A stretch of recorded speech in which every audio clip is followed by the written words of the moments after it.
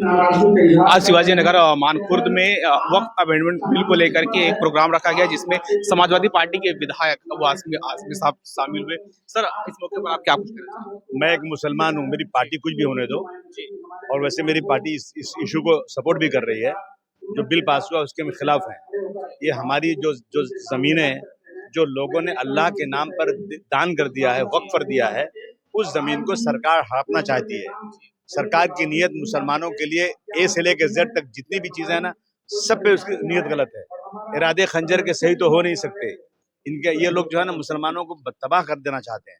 उसी का हिस्सा है ये, इसके खिलाफ जलसा हो रहा है और हम लोग मुस्लिम पर्सनल लॉ बोर्ड के पीछे खड़े हैं।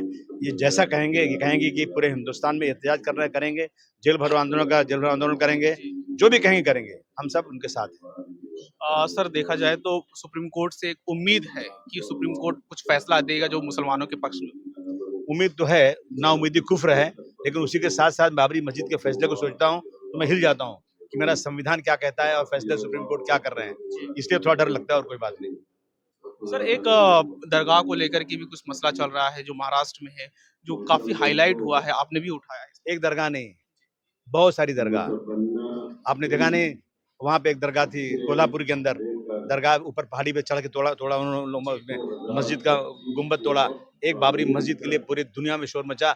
आज कई मस्जिदें रोज तोड़ी जा रही हैं, शहीद की जा रही हैं। इस देश में कानून नाम की कोई चीज नहीं, जंगल कानून है। संविधान सिर्फ किताब में लिखने के लिए है, संविधान पे काम नहीं हो रहा है, डिक्टेटरशिप है यहाँ पे। जो है ना, ये लोकशाही खत्म हो चुकी है।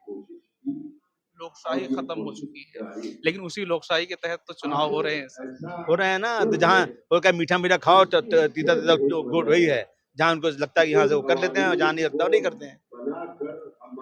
वो सड़क पे सब त्योहार करेंगे, मैं नमाज नहीं पढ़ सकता हूँ? मैं सड़क पर नमाज नहीं पढ़ता हूँ?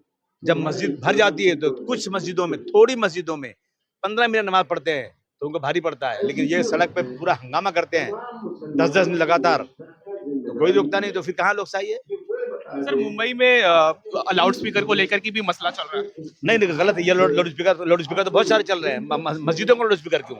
लोगों की मीटिंगें होती है, लाउड स्पीकर चलता है, त्योहारों में लाउड स्पीकर चलता है, और दूसरे जो उनके वो तीर्थ स्थान है उस पर लाउड स्पीकर चलता है। रात भर कीर्तन होता है, उस पर कहीं नहीं, खाली मस्जिदों में लाउड स्पीकर बात चल रही है। ये गलत है, ये नाइंसाफी है। तो इस मसले पे सर आपका अगला कदम क्या होगा? अगला कदम हम कोर्ट भी जा रहे हैं, और कल हम इस मसले को उनके कमिश्नर के पास लेके जा रहे हैं, बताने के लिए कि आप जो लाउड स्पीकर उतार नहीं सकते, आप डिसिबल चेक कर सकते हैं। डिसिबल ज्यादा होगा तो फाइन मारिए आप, जो कानून ने कहा है, लेकिन आप इस तरह लाउड स्पीकर दादागिरी से लोगों को ले जा करके गिरीश सुमैया के बोलने पर उतारेंगे तो हंगामा होगा, लॉ एंड ऑर्डर खराब होगा। सर, आखिर मैं आपसे सवाल पूछ रहा हूँ कि महानगर पालिका के चुनाव आने वाले हो, उसमें समाजवादी पार्टी का क्या स्टैंड? 150 सीट लड़ेगी अकेले। Thank you sir. तो ये थे समाजवादी पार्टी के विधायक अबू आजमी साहब, जो वक्फ बिल को लेकर के हमें विस्तार से जानकारी दे रहे थे। ऐसे हमारे चैनल को देखते रहिए, सब्सक्राइब करिए और वीडियो को भी शेयर करिए।